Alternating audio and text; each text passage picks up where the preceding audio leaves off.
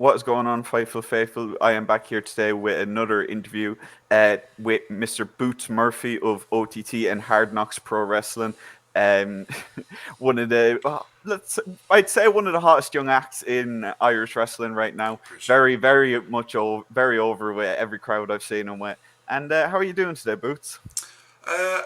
Thank you. That was a really nice intro. I appreciate it. I'm doing good. Just the day after Hard Knocks Warzone, so just trying to exist now after a show. It's always Yeah. the come down. But yeah, no, I'm doing good overall. So I'm happy out. And you mentioned it there, so we'll start with that Hard Knocks Warzone and Hard Knocks in general. The Hard Knocks has really kind of started to pique a lot of people's interest, especially in Ireland, recently. And obviously, Warzone was such a big show for you guys. And just want your general thoughts on it and how Hard Knocks has been going as of late. Yeah, Hard Knocks is kind of how do I say this? Like a freedom promotion, if this makes any sense, for somebody like me or a Keen Noonan or a Con Kelly or a Luke Farrell or wherever, where we can kind of express and create matches by ourselves without the kind of guidance of a veteran, which is always you're always going to get a better match when you have somebody guiding you when it's guiding you to a better match because of their experiences and what they have done and what works for them. Because they're in this business for however many years because of what they've done previously, and like Paddy Morrow or Joe Cabret, like they're very good at the psychology side of wrestling. But when you get that chance in Hard Knocks to wrestle one of your peers, it's a creative like collaboration that you have rather than just performing and following a script somebody else wrote. This is like your story, your baby, and eventually I will get the opportunity in OTT, and I will, I'm not saying Joker is like meticulous with everything. It's far from that, but what it is for somebody that's only had a couple of years that I am, you're going to be paired with somebody, at least one person that is not new. That's not fresh. That's been seasoned. So yeah, that's what I kind of contribute Hard Knocks to is my freedom. Like still one of my favorite matches, one of my best matches is against Nia Vaughn on the very first Hard Knock show I was on. I think it was their second show, and that was me and her kind of creating this match that felt like for the first time where I could be actually creative, and it was our baby, but like I had a contribution, a heavy contribution to that match, and that's why I really enjoy about Hard Knocks is the trust they have in me.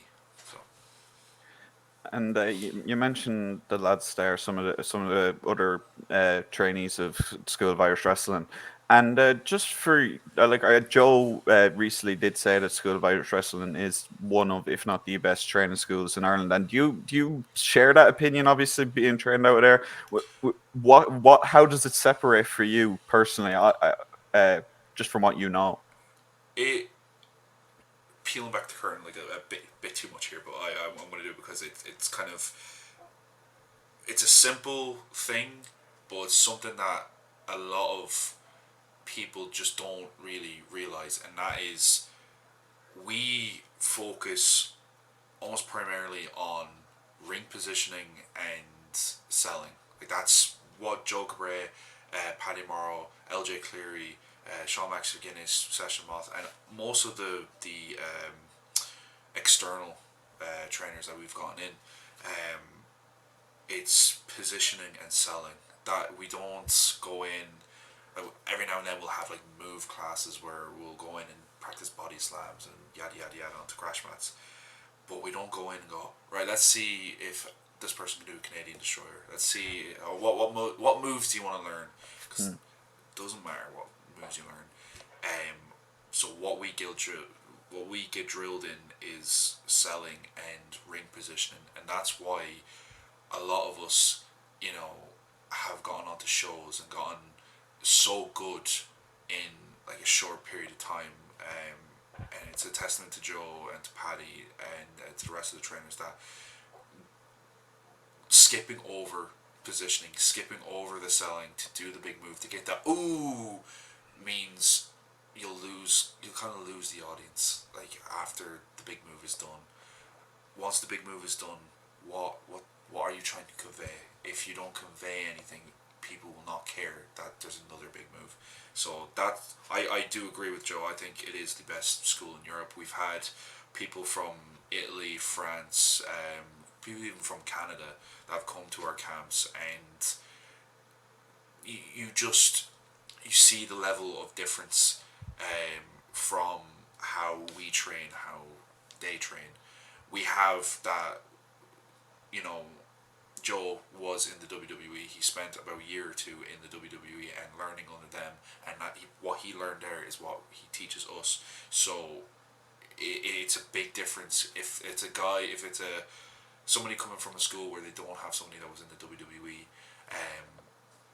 It kind of or didn't take away from his time in WWE. It kind of shows with their ring positioning, with their selling, with their even their psychology. What we learn in the school of Irish wrestling, and for how like cheap it is as well. Because like there's other schools that you have to pay like $1,000 minimum to to learn. What we actually offer is the things that really make you a good wrestler and really make you actually think about wrestling, not in terms of what you think is cool, what will pop you, what would make you excited, but what the audience thinks and why they matter more than what you do, if that makes any sense. Yeah. Long And tangents, I'm sorry. it's grand. So like you've mentioned it a bit there as well, just in your first answer about creative and just having the control over your own character. And obviously, your character is one that is a very fun one. The cowboy gimmick, the like for example, at OTT Gaff Party Dublin, you did open the show with a nice little pop the crowd moment, and just a bit kind of what was your inspiration for the character, and what was that like to kind of open an OTT show and kind of be the one to kind of fire the crowd up for the entire show? I I'm a bit of a cocky bastard. So what I genuinely think I'm the best at right now is I am a great opening act. You can put me in there with anybody in the first match or the opening segment, and people will be excited about the rest of the show. That's what I really pride myself on, and that's what I wanted to do with that segment at the Gaff Party in Dublin. Is you go out there, if you've never seen wrestling before and you see me, well, you're going to see a big cowboy whose name is Boots, who is wearing cowboy boots that chants his own name, and then everybody else will start chanting. So you get the crowd kind of loose, like the normal wrestling fans. They will immediately jump on it, and they will be loose. And their friend who's never been here before, they'll see, oh, these people are having fun chanting this random footwear at this person. So I'm gonna maybe I should start chanting now, and then that's what kind of gets people into it. Yeah, it's kind of to the inspiration for this character was I was doing a promo class. We were doing a promo class in the school, and I had a different. Just brought this other character. I kind of felt confident in my ability to cut promo, but I was like, I'll try out like a bunch of different characters, and this one was like a fashionista character. I know. No, now probably not that bad. You won't connect fashionista and big hairy cowboy. But I was wearing a pair of Chelsea boots, and in the promo, I go like, "Oh, this shirt costs €600. This pants, blah blah blah." Even though the whole outfit costs like €20. And then I point out my boots, and I go, "Boots, Chelsea boots," and just the lads start laughing, and then I didn't think much of it. They were like, "Ha, you said boots very funnily there." And then the next like week in training, I get in the ring and people just start chanting boots at me, and I was like, oh, okay, I'm gonna play into it, and then I started playing into it more and more and more, and then I really wanted to buy a cowboy hat. Bought a cowboy hat, and I was like, cowboy boots. I guess I'm a cowboy now, and so like yeah, that's kind of the inspiration for that character, and it's kind of just for like all wrestling is your personality turned up to 10, or you've completely removed your personality and gone into a different character. For me, it's my personality's gone up, and I've just kind of had to go, right, okay, how can I relate this to boots? So everything about my character is like, right, I'm a fucking cowboy that likes boots. Uh, what can I wear? Cowboy boots. Okay, I can, you know, uh, catchphrases. Oh, these boots ain't just made for walking, made for kicking your ass. And the theme music, just I found that Billy Ray Cyrus cover, and I was like, that's it. And yeah, so that kind of inspiration, just every block kind of kept falling into place, and I'm still building on it. And then yeah, it's just kind of forming into this amalgamation of different types of cowboy archetypes that is just has a fetish for boots. I don't know.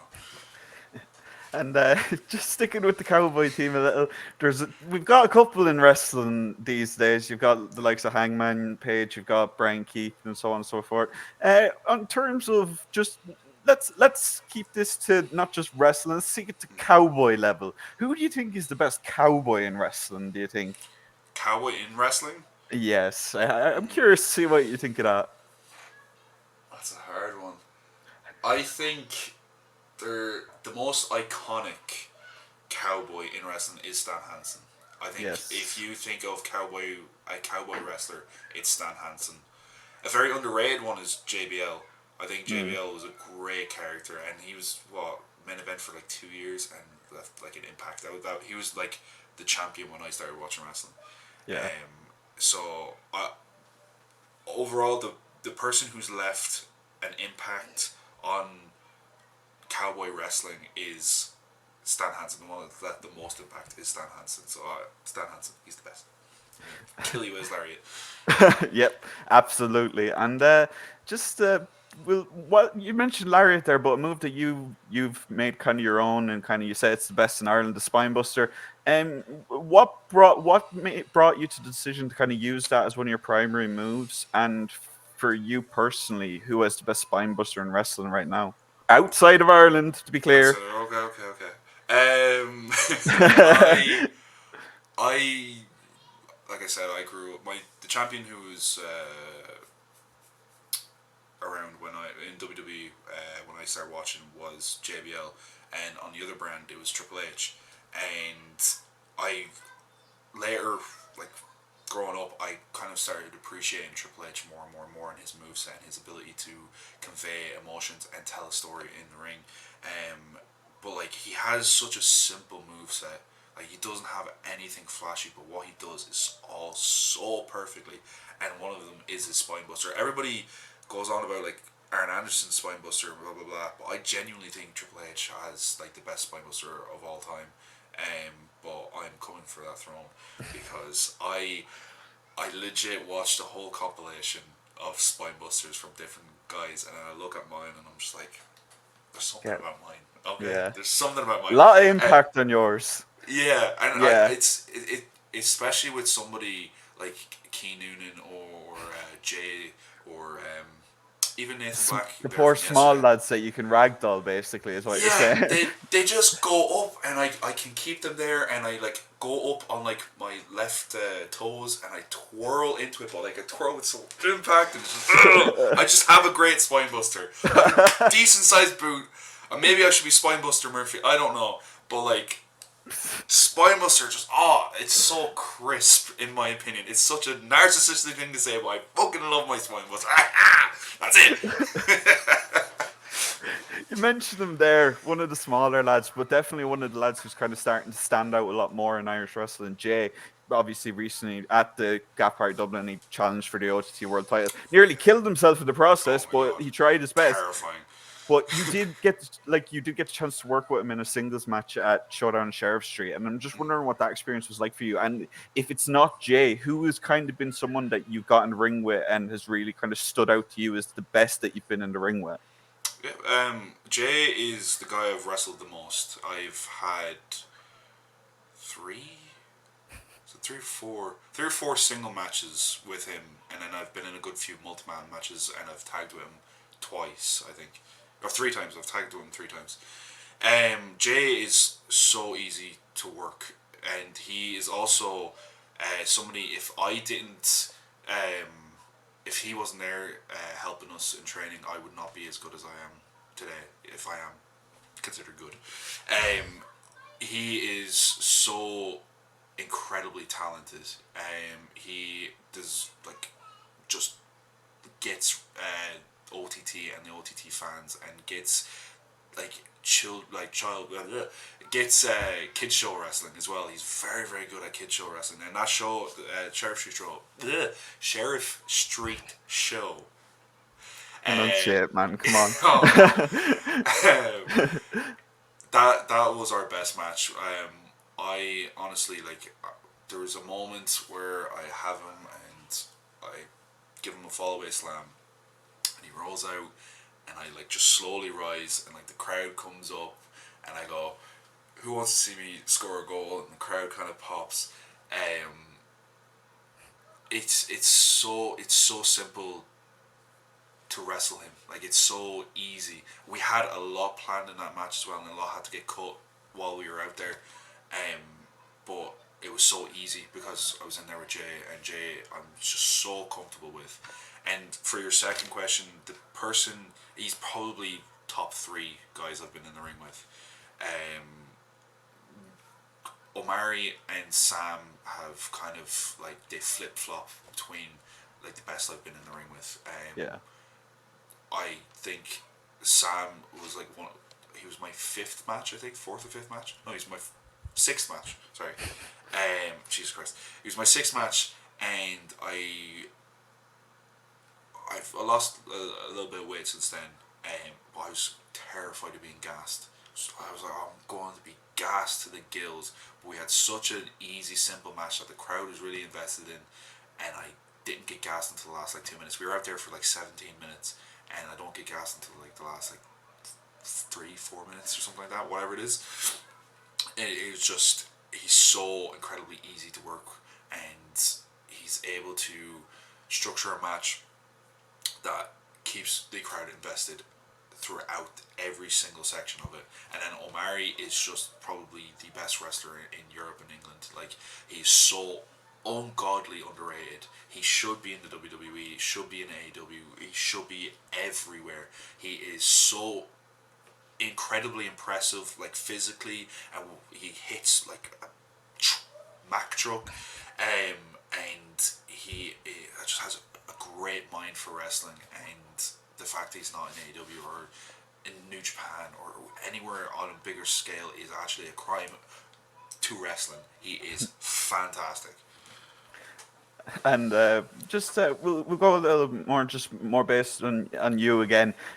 Obviously in January OTT had their first Rumble, the local Rumble. You did have a chance to be a part of that match so early in your career, obviously, to be in a Rumble match. But what was that experience like for you personally? Obviously going into that so early in your career, did you seek out tips from some of the lads who'd been in Rumble matches previously and so on? So I got to closely work with Omari and to plan that my part in the Rumble. It was it wasn't necessarily daunting because it's a Rumble and Rumbles are fun. But it was such a well structured Rumble. I've been a part of a few now. That was the best, my most clear cut Rumble that I've ever been a part of, and it was actually a lot of fun. And walking away from that, walking out, sorry, I was kind of nervous because I was going to be in there with Doris, and it was my first time interacting with Doris in the ring, and we were both good guys, and I wanted to kind of not.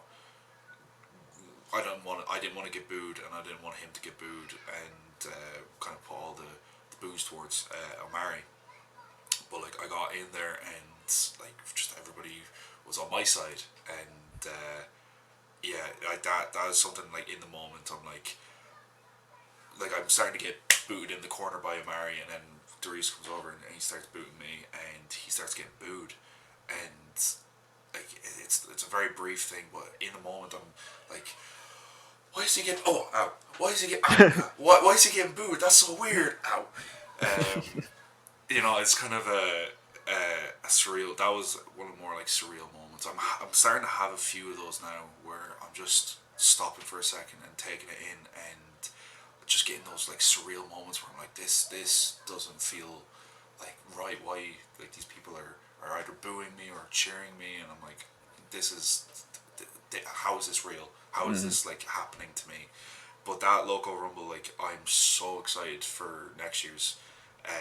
It is the one of the best OTT events that we've ever had. I've watched that rumble all the way through like twice I think now. It was fantastic. Its ending stretch is fantastic, and yeah, hopefully next year is bigger and better, and we have even more surprises.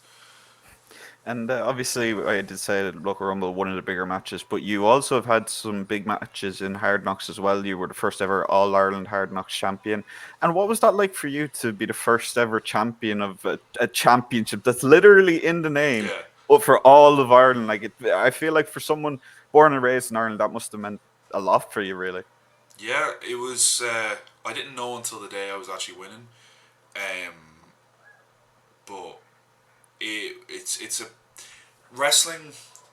People who don't watch wrestling, and I've been asked this a few times since I won it, and people just don't understand like why it's scripted. Like why does it matter if you won a belt? Yeah, Like who cares? You they didn't. don't understand. They don't understand what it means to the performers and what it should mean to the fans as well, and which I think it does. Is it's a sign of you are valuable to this product. You bring something to this product that would benefit you. Some part of this product solely focusing around you. So if for me, what I brought to Hard Knocks was a high energy, kind of badass character that fans could believe in. And if you've never been to a wrestling show before, which a lot of wrestling fans are starting to come to Hard Knocks, but at the start it was mostly just friends and family and just random Yeah. people who were around the pub and they're like, oh, the wrestling's on, let's go watch that. What's this about? Um, so my ability to invest people into the Hard Knocks product who had never seen wrestling before and will come back every single show. I think that was Steve and Leon's like token of appreciation was the fact that I was pretty good at retaining. Because the first time I came out, people didn't know who I was. I got them invested. The second time I came out, they remembered me and got invested. And then by the third time I came out, they were really behind me. Um, and I would credit part of that as well to the Five Marks podcast because they're heavily involved with Hard Knocks, and yeah, they just have been giving me support, especially in Limerick, since like the first time I spoke to them. Um, Yeah. but yeah, so that's kind of what the belt represents. Is that hey, thank you for keeping people invested. Thank you for being partially responsible for somebody buying a ticket. And as well, like um, one of my mates went to the first Hard Knock show I was on, and I wrestled Nia Vaughn, and he apparently still thinks that that's one of the best matches he's seen, and I was a good guy in that match, but like the women, particularly during that match, really wanted me to lose, Yeah. and when I get slammed, I can't remember who said it to me, but there was a woman in the crowd that just fucking went mental. Like all I did was take a body slam. I got holy shit chant off of it, and you know, just some of the women were so invested in me losing and Anita winning that like they were going mental, and like it's such so like having like the ability to invest people into my matches. I might not have like the best matches ever, but I have the ability to invest people in me and in my match, and I think that's why I was given that belt. And it is on the Wikipedia page, if there's ever a Hard Knocks Wikipedia page, the first ever Hard Knocks All Ireland champion will be Big Boots Murphy, and then the bastard Renzo Rose took it from me. Bastard. And you were I was literally about to ask you about them and everything, so we'll go with that. You did obviously lose that title, the All Ireland title to Renzo. Renzo is also the No Limits champion in OTT. Is there a part of you that kind of wants to take both of those off him for revenge? Obviously, he didn't exactly take it off you in the most fair circumstances. No, he did not. He did not. You're incredibly right.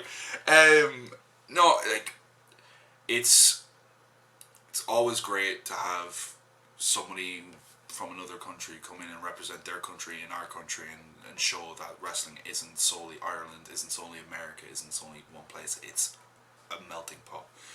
But when the person in that melting pot is a melt themselves, then it's kind of an issue. So, and this whole fucking thing with not challenging Irish people for the NLW belt is just ridiculous. You're limiting the pool of guys you can wrestle, and if you are a wrestler, you want to wrestle everybody. And poor Joe Cabrera's wallet, he for whatever reason has given into this silly demand Renzo has, and he's flying in people to wrestle him when me, Keane Noonan, Con Kelly, Luke Frehel, all these people who are on shows here in Ireland, Terry Thatcher, like why are you limiting your competition pool when we have such great talent here? There's no reason to do so, in my opinion. Just fucking defend the belts. Yeah. So I have to obviously ask. Last night, obviously, there was an absolutely stellar main event for the Hard Knocks Championship between Sammy D and Terry himself, as you just mentioned. Just your thoughts on that match, and like what if that's something that you want to do next, obviously with Sammy or with Terry, like. So I'm currently in. I've gotten through round 1 of the Golden Ticket Tournament. I believe that was that announced as a Golden Ticket Tournament? I think it was, yeah. I am genuinely just like lost at this moment. But yeah, so my sights are on either regaining that Hard Knocks All Ireland Championship or going straight for the main event. I think I get a good reaction no matter where I go, but with Limerick, there's something different. There's a different kind of reaction I get that I think if I'm not challenging for that Hard Knocks belt in a year's time, within this next year, I think there's has to be a riot. It is definitely something that I'm looking towards. I'm training and I'm thinking about wrestling as the main event. I love being the opener, but I need to be the main event, and that's not just Hard Knocks. That's NLW, that's OTT, that's wherever I step foot. I'm going to be the main event. That's my focus. That's my dream. That's my goal, to be a main eventer, and that's. I've been told that I wrestle in a main event style, and I do. That's my line of thinking. So if that means I have to challenge Sammy D for the Hard Knocks World Championship, then that's what I'm going to do. And if I have to go through whoever I have to go through the next round of the Hard Knocks Golden Ticket Tournament, then I'm going to go right through them and go to the finals and then get that golden ticket and will be the Hard Knocks Ireland. I've already been the Hard Knocks All Ireland Championship. But I will be. You just need to add it once again. Once again, I'll There either you be that go. once again, or I will challenge Sammy D for that Hard Knocks World Championship, and I will win, and I will be a main eventer in Hard Knocks. And then, hey, stranger things have happened. Maybe I'll be Trent Seven, become OTT World Champion. Who knows? But that's right here, staking my claim. I will be a main eventer. And and just because like I found with the Irish scene that there is quite a few characters that aren't 100% serious, like yourself, like the Sen, like no, you know what I mean. Don't look at me like that. You know what I mean. You can I'm have fun. serious. You can have fun. You have fun. You have all the like. You get people laughing. You get people cheering for you very quickly. But I don't think there's quite anyone who does it as well as Be Cool. Barry, he does it really well. He's that match with Damo at Gaff Party was hilarious for me. But just Fantastic. is Barry someone that you really like to work with at an extensive level? Like, Yeah, I've worked him once, and it's one of my favorite matches that I've done. Be Cool is the best wrestler who does comedy. I don't want to say comedy wrestler because he takes his craft serious, yeah, like me. Um, yeah, so if there's if there is a God, I pray to him to put me in a room and map out a story with Be Cool, because he is a genius to this business. I don't know if he wants to travel outside of Ireland to wrestle, but if he needs to be in AEW, he needs to be in WWE. I don't know if he wants that. If he yeah. doesn't, it's a crying shame. But if he does, it's a crying shame that he's not already there. He is a fantastic wrestler. He is the MVP of OTT, and he has been that for like close to a decade. Like he is one of the reasons I fell in love with OTT. The first OTT show I ever went to was the Scrapmania 4, and his match teaming with Angel Cruz against the Rapture, Charlie Sterling and Zach Gibson. That's his name. It was one of the reasons I fell in love with OTT. I absolutely adore that match. I've gone back and watched that match like 10 times. It is a fantastic match, and I've never had such a guttural, vocal reaction to somebody pulling out a gun. You know, I was so excited to see him shoot somebody.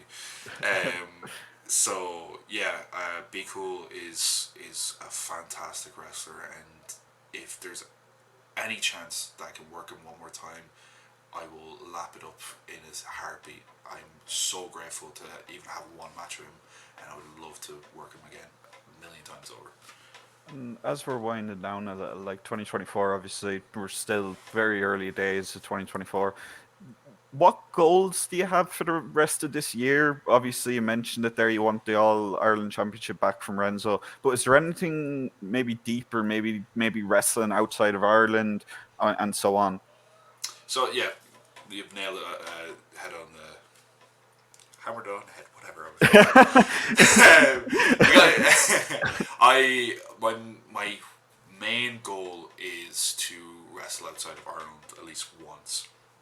Well, I've travelled over to Wales for the New Wave uh, school, and one of the bookers slash trainers there mentioned that, you know, if I came down to training a few more times, they could have a spot for me on a show, which would be great. I would love that. They have a very good promotion there, and then I've had some discussions about France, not serious discussions, but talking to people, being like, "Oh, I'd love you to wrestle this person here in France," or "I'd love to see you in Italy," and blah blah blah. Nothing like serious Yeah. talks, but I'm really going to start trying to get more exposure outside of Ireland. And to be honest, like the best thing that's happened for me has been the TikToks, and I need to just do more TikToks, because I've had like Callum Newman, who's in New Japan at the moment. When he was over for one of our shows,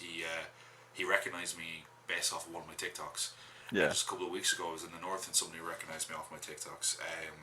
It's just getting my name out through connections in wrestling, and then also getting my name out through TikToks is something I'm really looking forward to.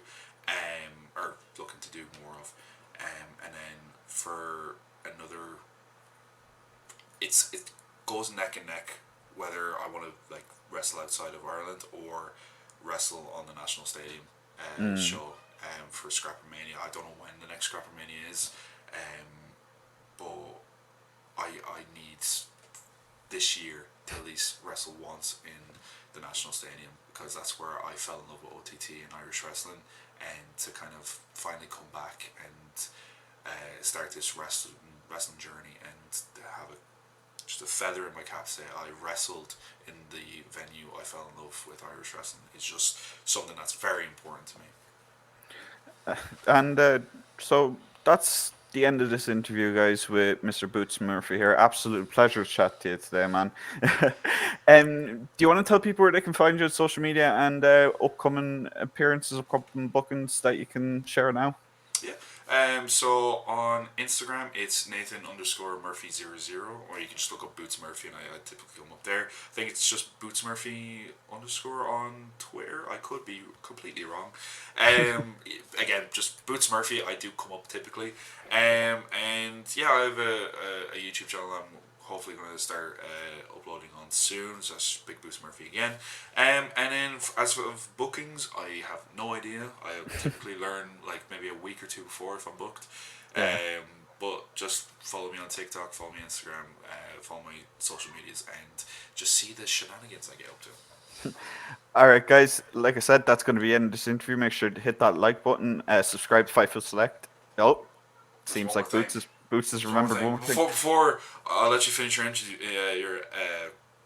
outro. And and come back for the next interview, which I'm sure will be in the next few days.